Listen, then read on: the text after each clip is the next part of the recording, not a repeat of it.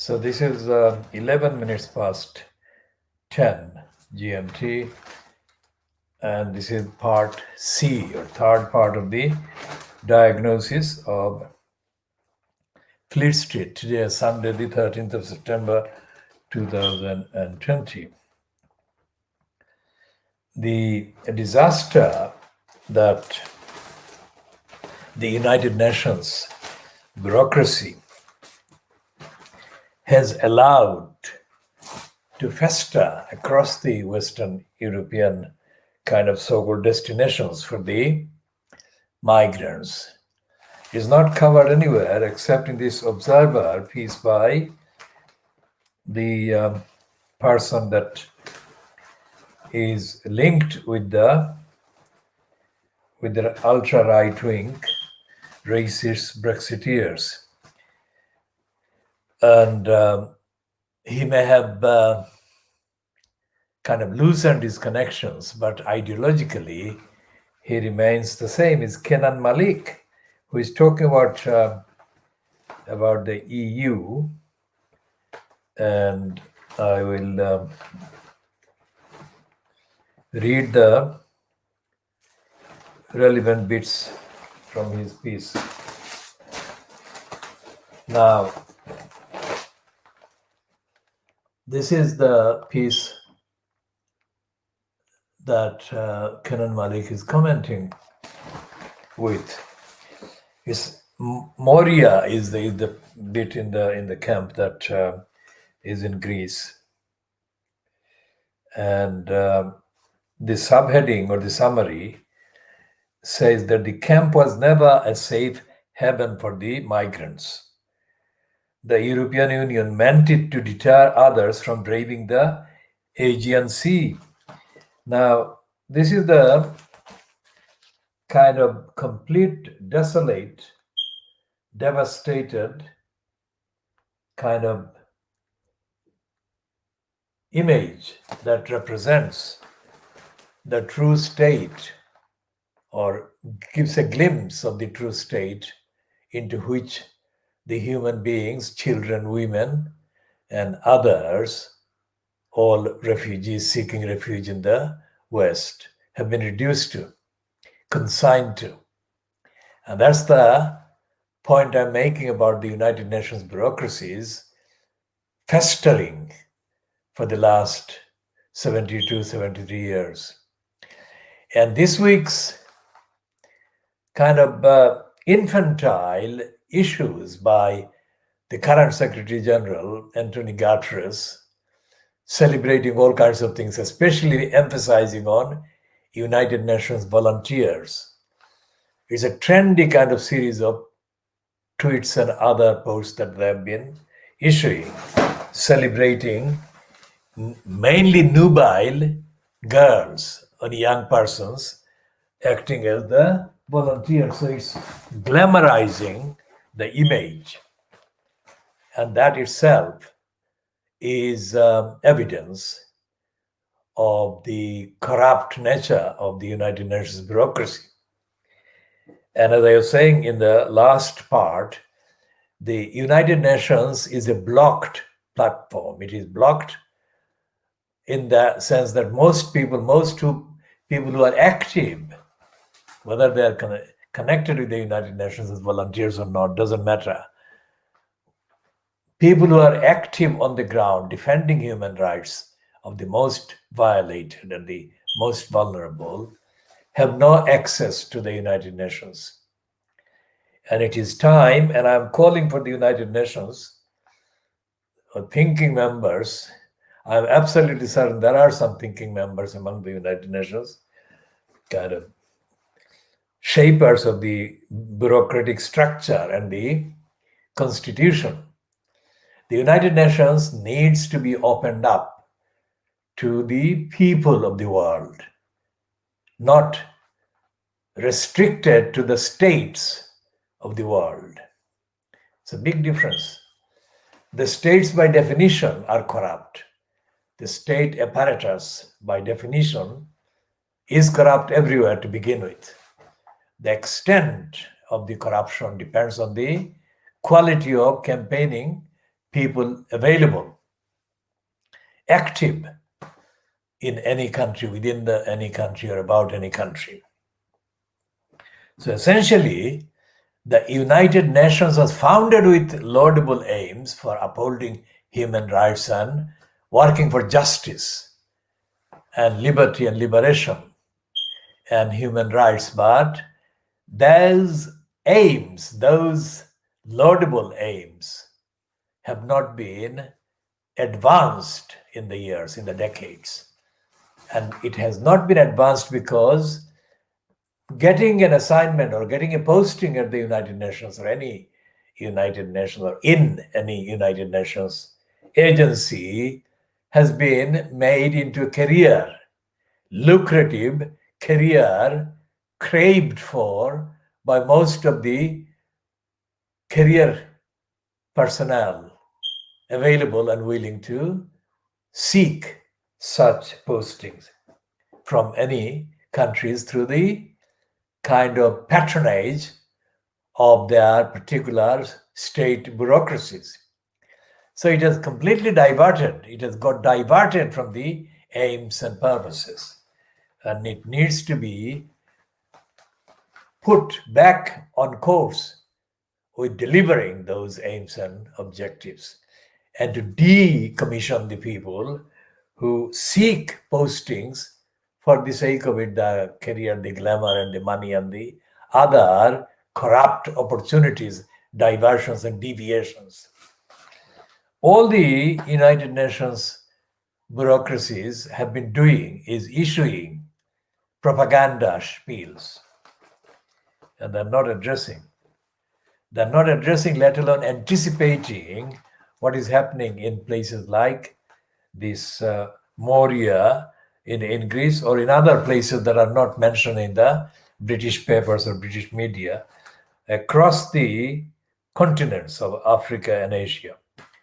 Most of the people who are miles, hundreds of miles, thousands of miles away from any destination of refuge are forgotten. They're forgotten, they're not talked about, they're not understood, they're not referred to.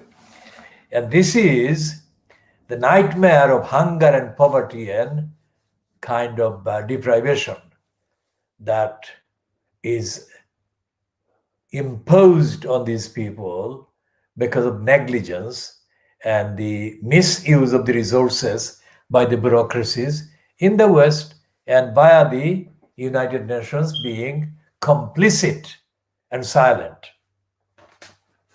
So what this Kenan Malik, that is his name, he grew up in Newham, or he had lived in Newham. I don't know where he lives now, but he was living in Newham in the 1980s when I had confronted his racist comrades for the racism, especially the racist that I have named before, and I will name again, not this minute because it will confuse the thing. But Kenan Malik is part of what became later Living Marxism, and now is called Spiked.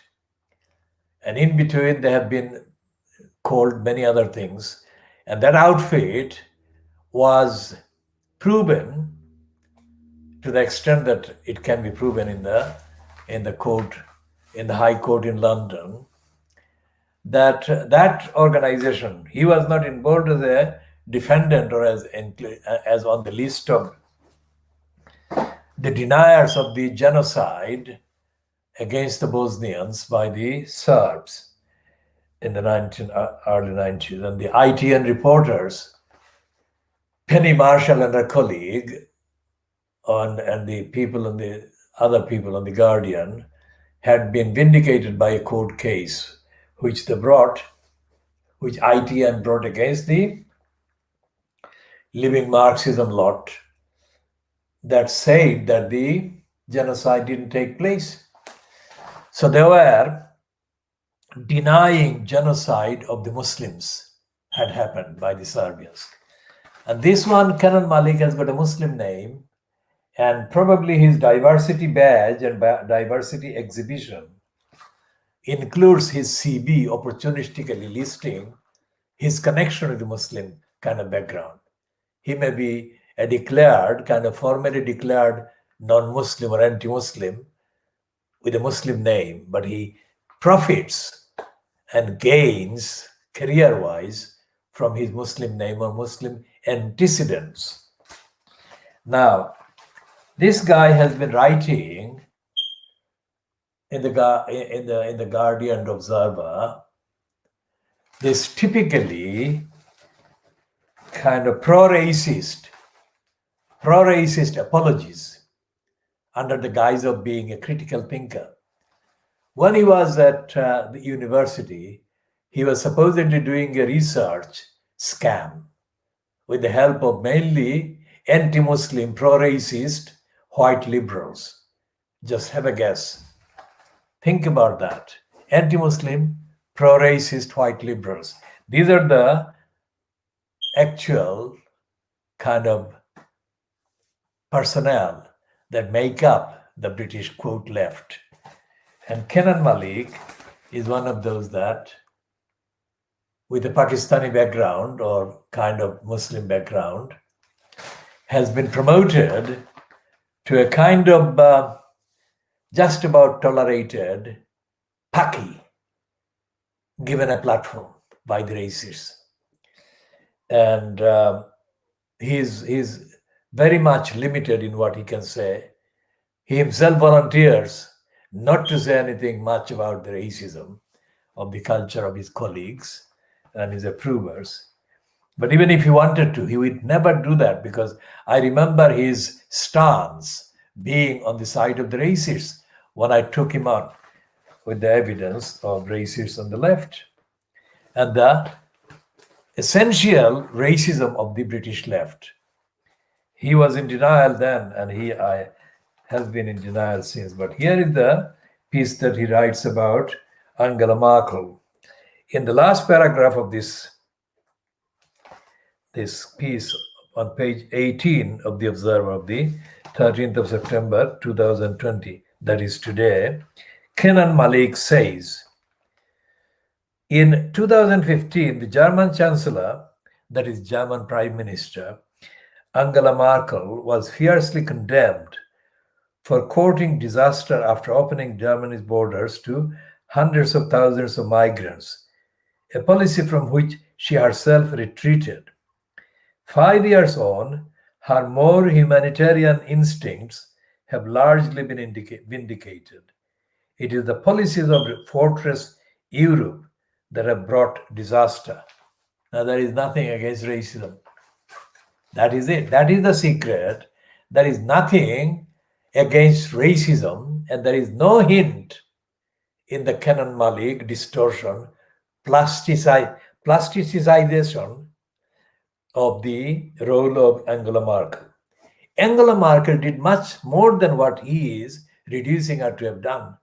Angela Merkel, as I have said before, not on these editions, not on broadcast items, but I have said in writing, and I've published this many times, Angela Merkel saved Germany and saved Europe by dealing with the issue of migrants at the time that she did, not just in the hundreds of thousands that Kenan Malik is misleadingly, falsely and ignorantly kind of giving her reluctant credit for. She allowed a million migrants into Turkey. And that is why racists condemned her. And he is not talking about racism. He's saying she herself retreated. That's a lie. Kenan Malik is lying there. She was under a barrage of attacks by all the racists in the Western European countries and all the anti-Muslims combined to condemn her as being too soft on Muslims and too soft on the migrants. That never was the case. She never was soft.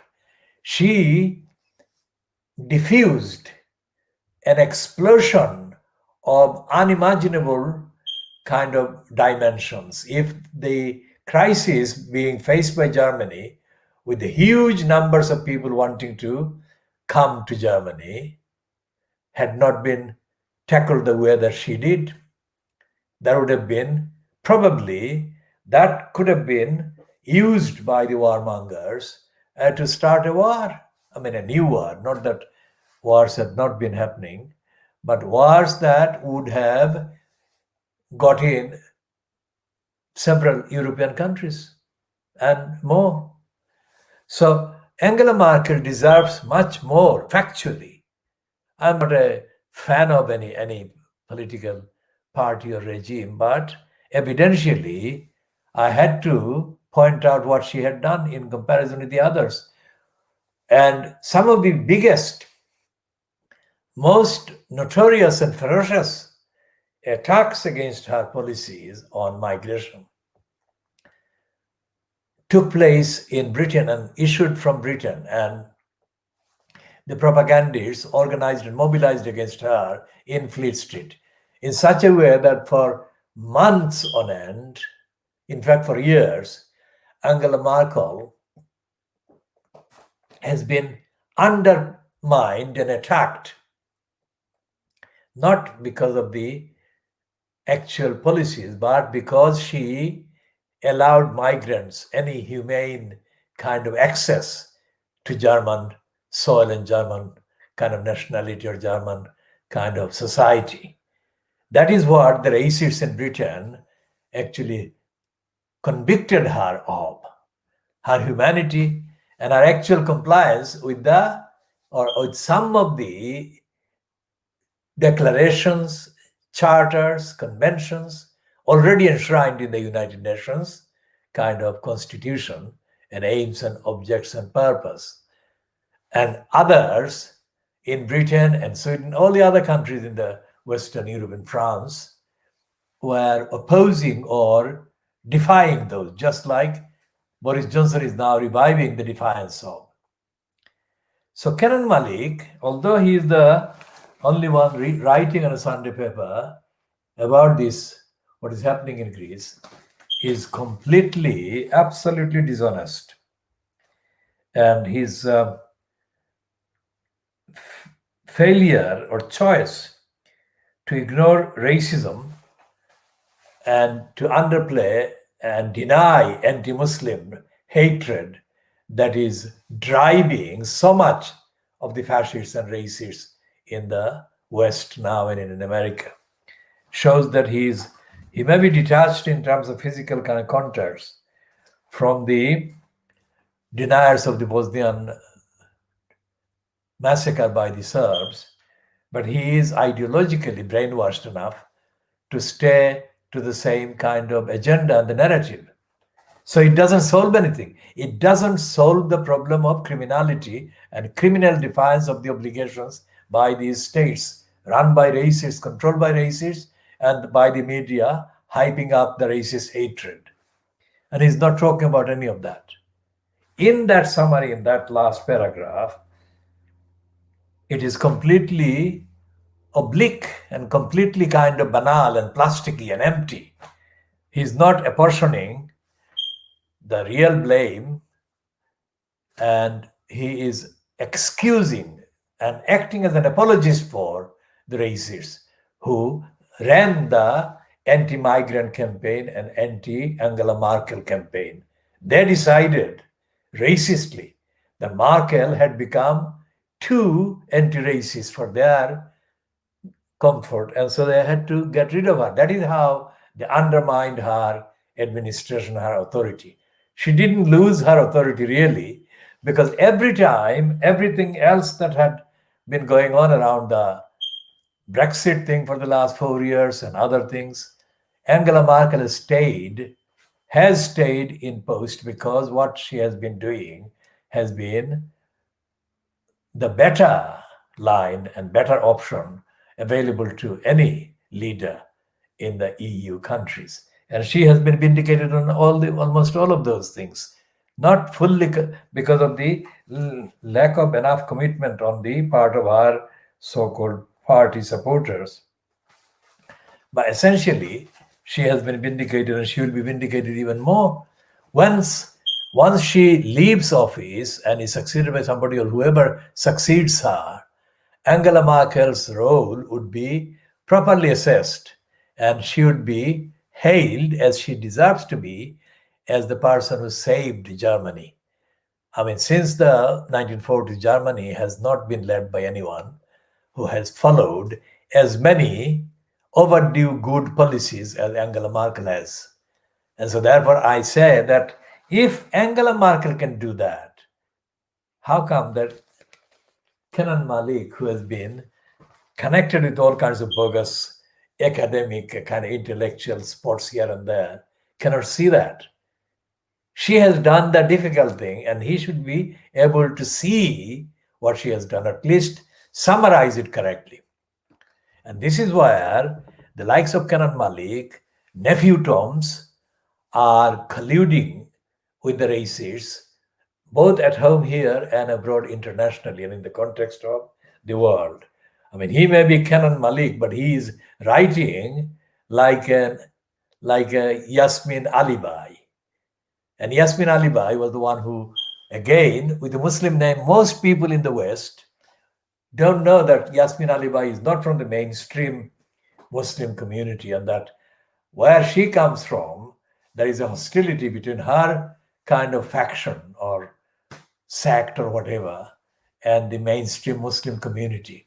I'm not talking about theology, I'm talking about the cultural role of complicity with the racists and anti-Muslims that she, Yasmin Alibai, has been colluding with. That is what I'm talking about. Not the theology, not the internal spiritual or other differences that may exist between Sunnis and other people, the minorities, in the Muslim kind of general Muslim kind of framework. I mean, the Shia are the second biggest faction, but there are other smaller groupings among the Muslim population. The essential role that she has been playing since 1989, when she was recruited to attack Muslims protesting against Saitan Rushdie. She has been playing that role, and she has got herself various little careerish spots since that time, like now 30 years, 31 years.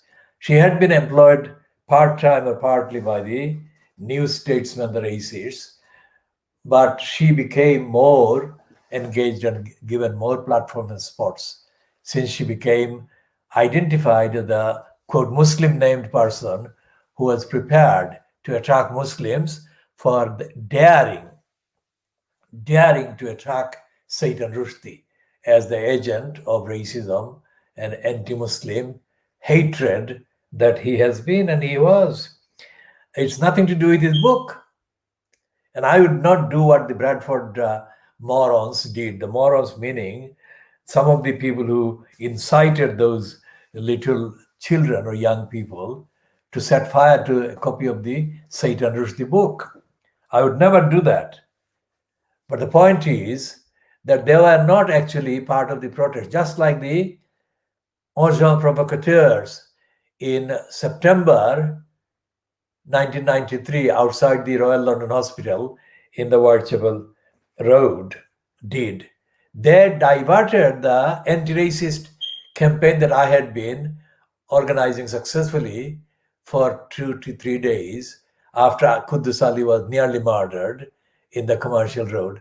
Those agents provocateurs staged that diversionary event in order to divert attention from the moral high ground that I had created effectively and give the platform to the apologists for the racist attacks, including propagandists for the line that the police were being attacked by the mob outside the Royal London Hospital.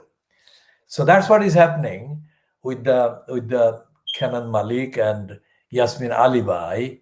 And Alibai has got a brown there to her name, and we shall discuss Alibai's kind of career in another edition. Now, what the role this nephew Tom and niece Tom, Yasmin Alibai Brown and Kenan Malik are playing now is next to the role played by Trevor Terrible P. Lips, P-E-E Lips. So terrible Phillips, who is a career-wise a creature of the likes of Politonby and Hattie Harman, has been the main official nephew Tom, the mental slave that has been prepared to denounce the entirety of the black community and the fighters for justice against empire, imperialism, and racism, just to get himself accepted as a kind of as a guest kind of white person. He'll never be white, and his inadequacies as being a black person, born and brought up as a black person, were exposed every time he wanted to betray the struggle of the black community against racism. And he got caught as being ignorant and being servile to the racists. And so he carries on. Whenever there is an issue like the Extinction Rebellion protests and the affinity that they showed to the Black Lives Matter, the Times of Murdoch finds terrible Phillips to appear with the picture is very black. So anyone is confused. I mean, people who don't know enough about his role and his place as the official mental slave, they get confused. They say this black man, so, condemning other black people and protesters, this man must be onto something. That is the role, that is the purpose. They appear. So when they have Kenan Malik and Yasmin Alibai Brown and some others of less kind of frequency in excess given to them by various platforms and organizations in the so-called mainstream, ordinary people are intended to be misled. Ordinary people targeted for brainwashing are intended to be told that these people are actually telling the truth. Now, if the same things that these people are saying were said by white faces, straight white faces, then those things would not be as readily acceptable by the targeted audiences. But these ones are paraded as diversity displays, which is what I call them. And the purpose of the parade, diversity parade, is to show that we have got diversity characters in there. We are not all white. We have got diversity. And that is where the tactic is. That is the core of it. And that is where Thomas Babington Macaulay is still active, very much active. And the racists are using these tokens and these mental slaves to perpetuate racism, to deprive people of their rights, and to deny justice and access. Which raises the question about the rising numbers of coronavirus infections in care homes. Again, in today's news, there is this latest kind of update, which includes the fact that the newest rise in infections is taking place in care homes. Now, as the records show, care homes in the months of March and April were shown to have been the scenes where most victims of the deaths from the virus, so-called, were found to be African people and Asian people in care homes. So let's think about that. Why did that happen? And I'm saying that it is not the fact that these deaths occurred because the NHS had any particular policy of neglecting, or the care home personnel were carrying out an accessible, that is identifiable, traceable, written down evidence as a policy to let them die. It is more complicated than that, and this is where the idea of the NHS, which is what I call it, I don't call it NHS full stop. I say the idea of a national health service has not been taken through the logical stages that it should have been in the last 60, 70 years. Because there is no kind of evidence of any ongoing audit of the behavior of individual health worker, the person who makes the decision about the life and death of a patient. So there is no way of knowing at what point this individual decides to let this patient be deprived of the care and what motivates them. So there is no ongoing investigation process in the care home system or in the rest of the NHS, which is why the proportion of people that are found to be denied care or found to be dying is disproportionate. Asian people, Muslim people, whatever their religion, African people are found to be dying in larger numbers than their proportionate population or demographic representation in the society is. So when they are saying now that the care homes are again the theaters where the increase in the number of virus infections is being noticed, then we must watch what is going on there. But there is no evidence in the papers of any warning, let alone of any preparedness by the government to prevent the numbers of African and Asian care home residents being found to be dying as a result of this new hike in the number of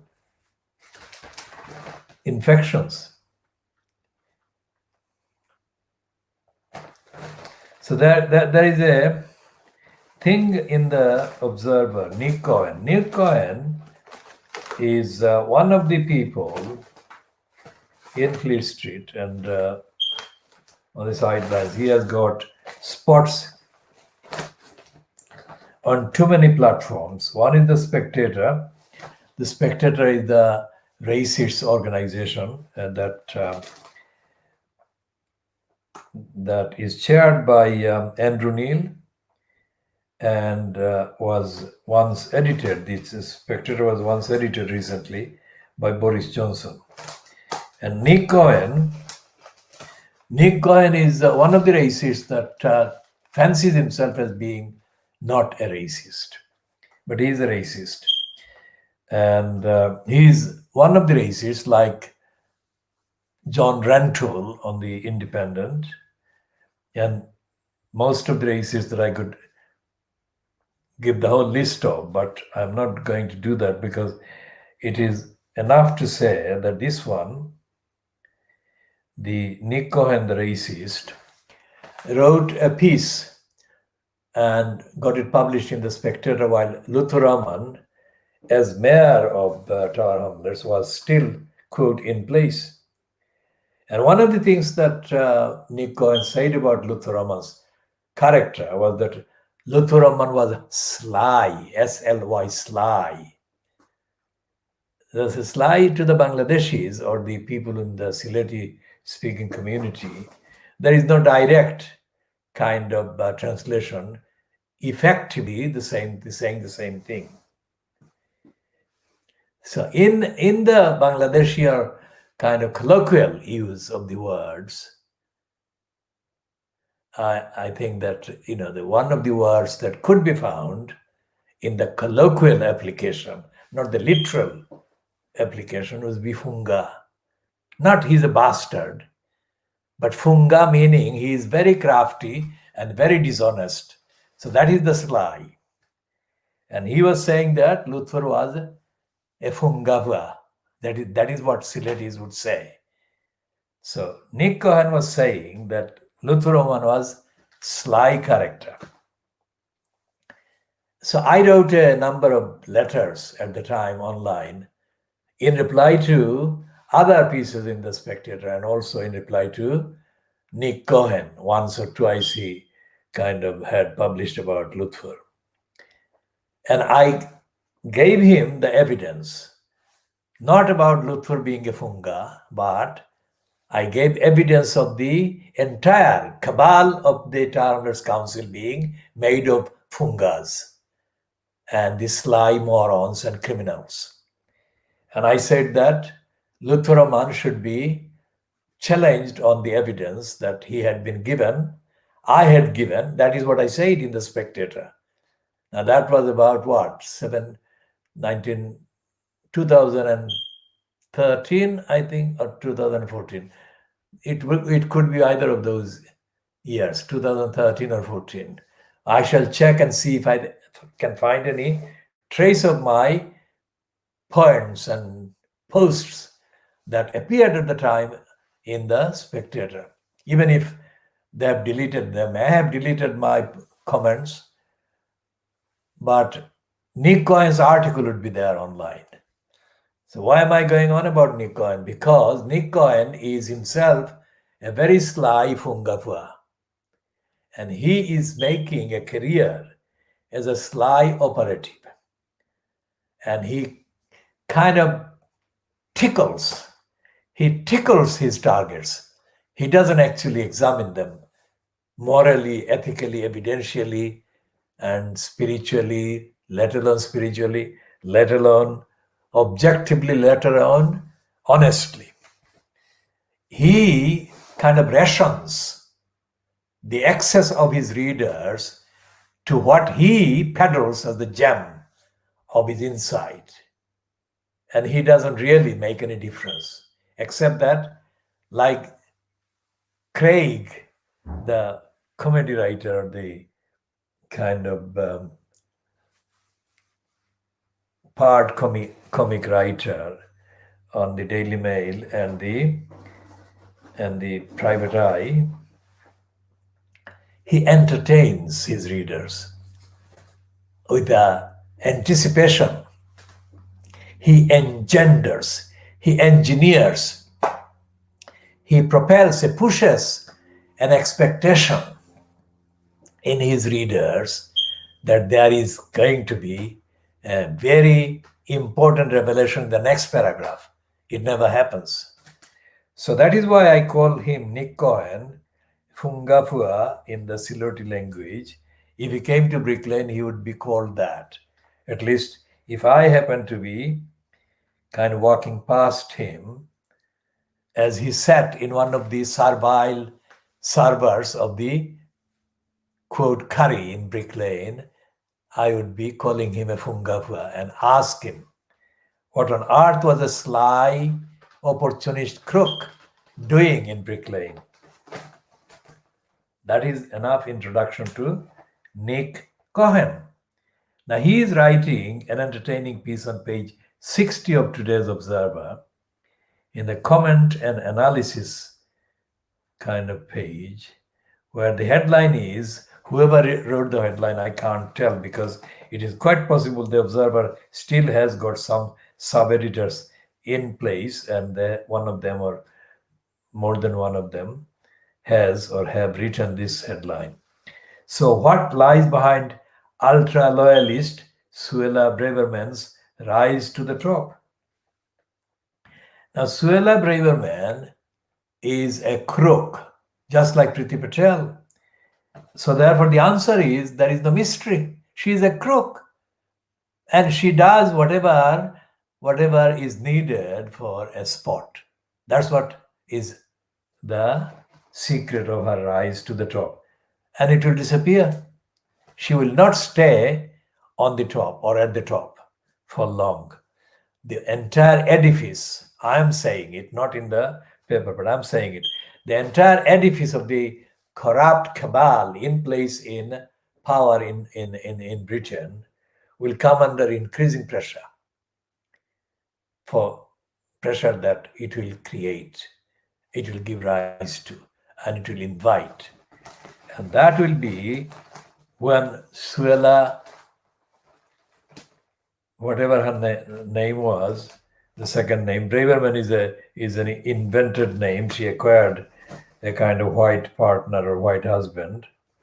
Well, I say white because she is not white. And it's important because she is, like Priti Patel, being used as two ethnic serviles to serve the racist agenda. And the racists are running the Brexit show. They have been running the Brexit show from the very start. And the Brexit project was itself a racist, anti-Muslim project. I'll come to that more in a minute. It is worth talking about. There is in the USA an outlet, online outlet called Young Turk, the Young Turks.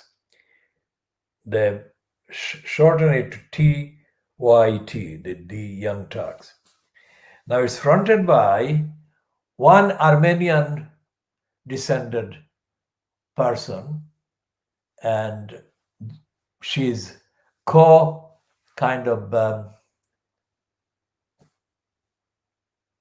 presenter. Her co-presenter is a person of Turkish origin or descent.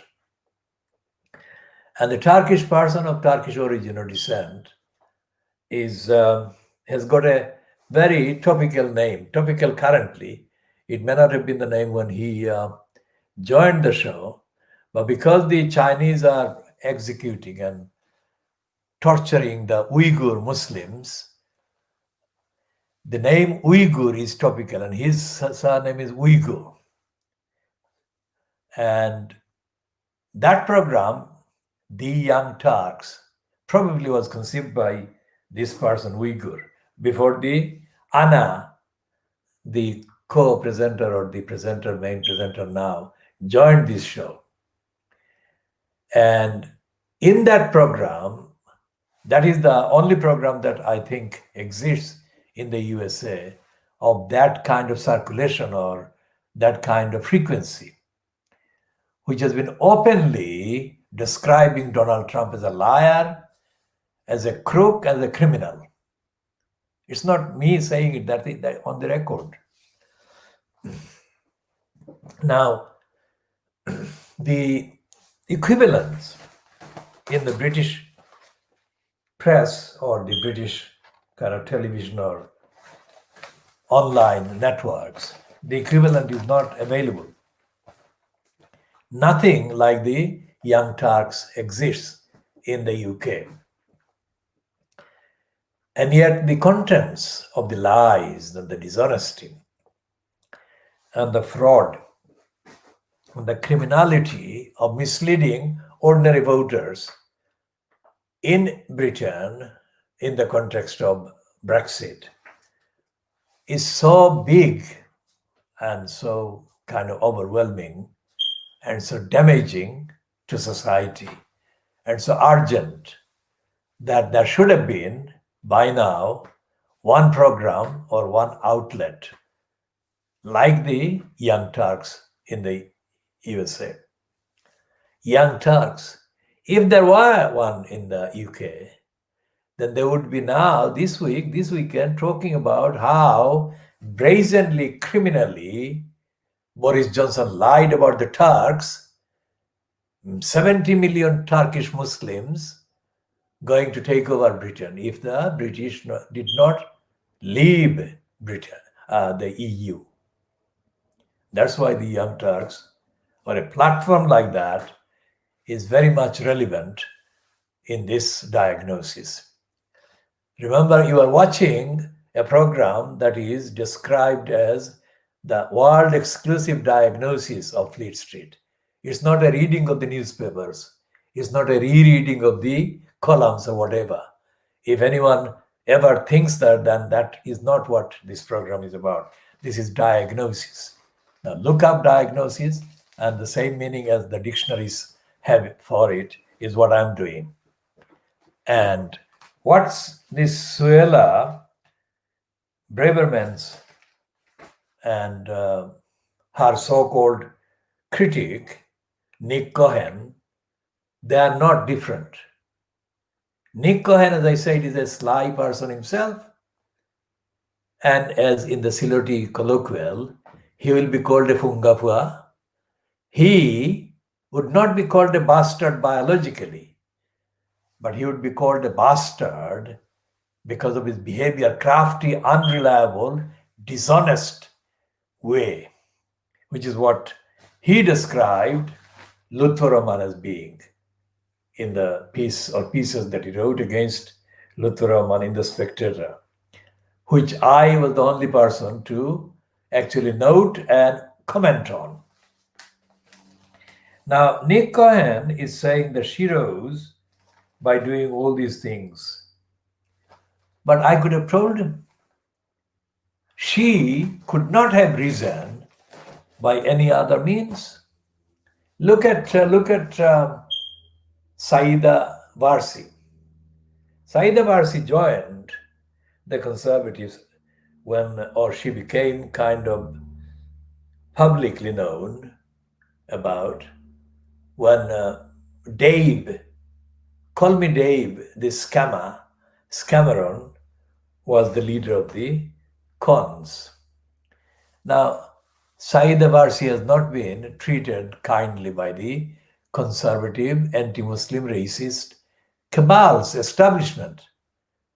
Whereas this one is not a Muslim. So that is, to them, that is a plus point.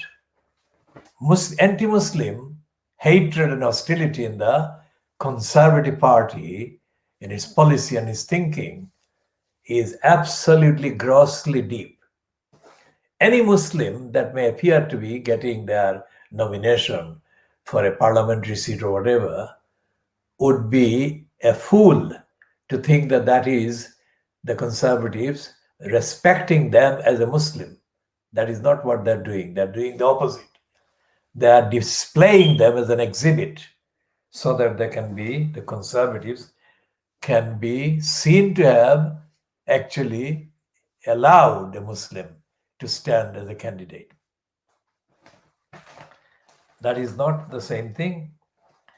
So what is happening with the Suella Braverman's rise to the top? And Nick Cohen gives away again that he is connected with Private Eye as well. In this paragraph, which is the last one before the last one, the paragraph before the last one, he starts, Private Eye has tried, comma, I have tried, and lawyers have tried. So he has been quite open there about his connection with Private Eye. It is Nick Cohen who is known in Private Eye currently as the rat biter. He is the one who writes the rat biter column in Private Eye. I shall be retailing some of the rat biters just as an example. So Private Eye has tried, I have tried, and lawyers have tried to find a record of her defending the MOD at a Guantanamo inquiry. We are still trying. I emailed Braverman's office and asked what her work at the Guantanamo inquiry had been. I asked about her contributions to legal textbooks and for the name of her Right on Human Rights Chambers. I gave 24 hours notice and phoned to check if her staff had received the email. At the time we went to press, that is, this observer went to press, she was unable to comment. Braverman's resentment speaks for itself. However, it is not the resentment of the poor or the oppressed, but of the privileged who don't quite make it to the top.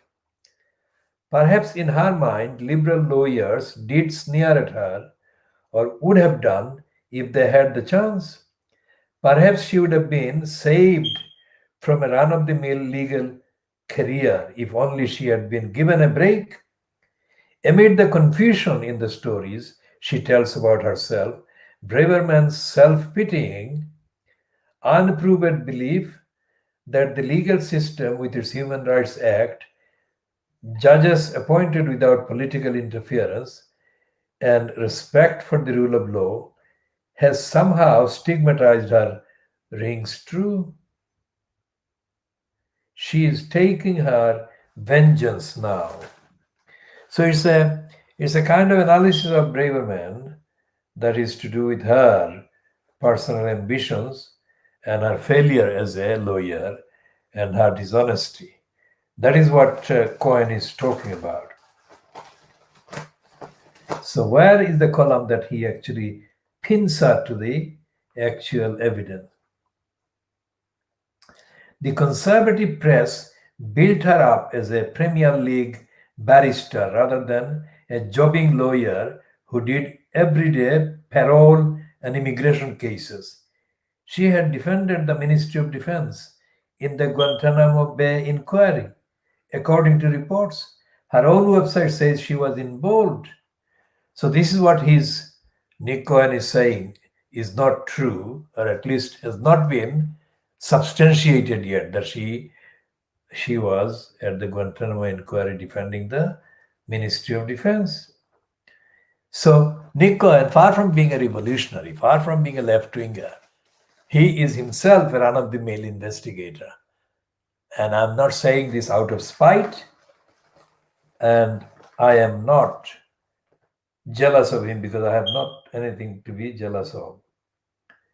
The point is that the objective criteria, the objective standard of journalism and inquiry are not met by even Nick Cohen.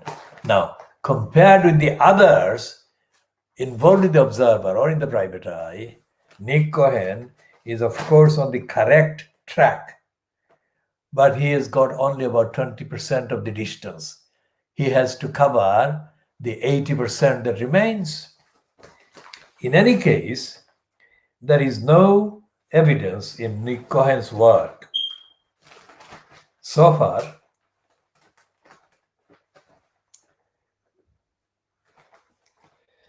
far Nick Cohen has not published anything about the legal bureaucracy, the court bureaucracy, that are racist and corrupt and are colluding in the actual defiance of the international law obligations and treaty obligations, charter obligations. Contrary to what the Observer is saying on the front page today about Braverman being confronted by the Bar Council and Nick Cohen doing an additional piece to bring that piece and that message home. There is no investigation into the criminally active, not about criminal law, but criminally, that is corruptly and wrongfully active and abusive of power and positions, judges in the crown courts, in the magistrates court, in the county courts, and at various layers of the high court, because there are high court judges of various kind of tiers and status. For example, there are deputy high court judge, assistant high court judge, temporary high court judge, and all the rest of it. And there are the recorders, and there are masters. And all of these are taking place without any accountability, any audit, and any rigorous test being applied to their behavior in accordance with these charters, these conventions, and these declarations, these agreements in the international treaties that UK is a signatory to. And the Observer does not talk about, despite the headline, despite the front page today, it doesn't talk about the mechanics, the details of how for the last,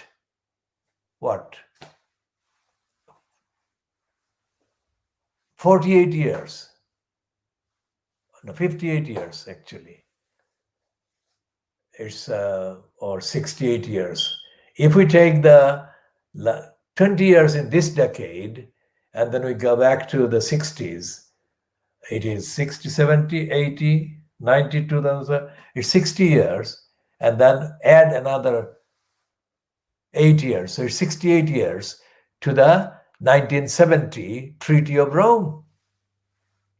Now, Treaty of Rome was a milestone in international legal instrument devising and signing. The next most important thing after the United Nations itself was founded in 4 years previously. The Treaty of Rome actually contained a lot of very good liberalizing legal instruments that were intended to and would have bring so many of the European countries sunk in darkness of backward racism out into the light. But the Treaty of Rome has not been respected, not even by the journalists. So I am saying that Nick Cohen may pretend to be very grave and deeply kind of dedicated to the values and the principles, but he is not. Nothing in his comment about Suella Braverman supports that kind of pretension, if there is a pretension. And I'm saying the same thing about The Guardian for the whole year. For all the decades since the Treaty of Rome, The Guardian has failed to examine the behavior of the successive British governments and successive British political party leaders against the criteria of the Treaty of Rome and the charters and the human rights conventions that actually arose from the Treaty of Rome. And The Guardian and The Observer and Nick Cohen have been failing in the last 5 years, let's say, from the just announcement by the stupid David Cameron moron of this deadly, idiotic Brexit referendum up to now. It is Brexit that was the announcement of the confirmation of the arrival in power in Britain of all the racists that have been clamoring for a racist regime in Britain for the previous 58 years or 68 years. Brexit was and here is the world exclusive announcement of this phrase. Brexit was the declaration of power by the racists that had been kind of all over the place, but not been able to find the way to power for 68 years. And Brexit was better than what they found through Powell. Brexit was better than what they found through Margaret Thatcher. They could just throw away all the international humane and humanitarian and liberal and liberalizing in the sense of making it civilized attempts that have been made. So the Brexit is not about leaving the EU. Brexit is taking England into the darkness, into darker place than it has ever been in for hundreds of years. And Nick Cohen doesn't understand that, nor does any of the so-called kind of legal challengers in the Supreme Court or through the Supreme Court or their advocates. None of them, David Penick included, who was charged or who charged £20,000 a day for Manchester City Council to advise them about a UEFA deal or kind of decision. These overly paid licensed law traders like Penick did not understand that, and there is nothing in any of their deliberations before the Supreme Court that actually recognizes what I have been outlining and what I've been exclusively talking about. So this will be continued in the next part, and this is the part that we have not completed on the commentary on the observer today. We shall continue in the next part, which will be part D. So this is ending at 11:11 GMT on Sunday, the 13th of September 2020.